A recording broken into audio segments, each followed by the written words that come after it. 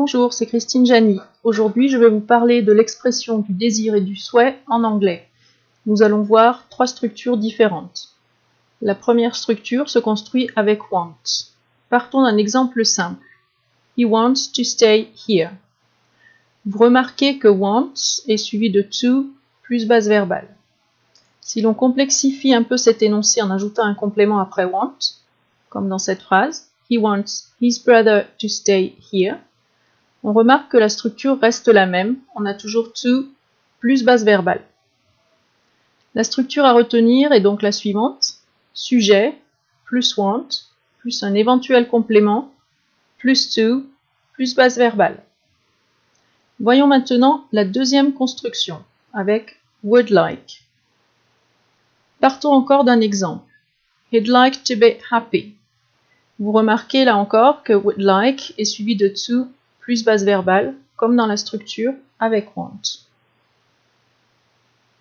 Encore une fois, on peut complexifier l'énoncé. Par exemple, he'd like Jane to be happy. Vous remarquez alors que nous avons un complément, Jane, mais que la structure reste la même, to plus base verbale.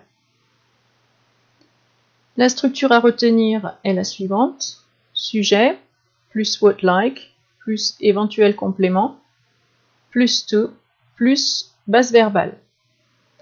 Attention à la prononciation de would like. Dans des phrases comme celle-ci, would sera prononcé dans sa forme faible, c'est-à-dire would, ou même the.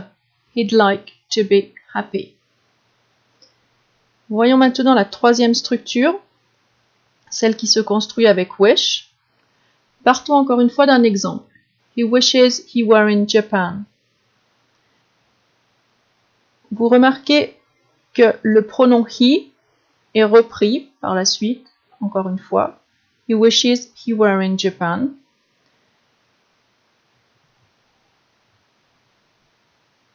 Et que donc le deuxième he est suivi de were.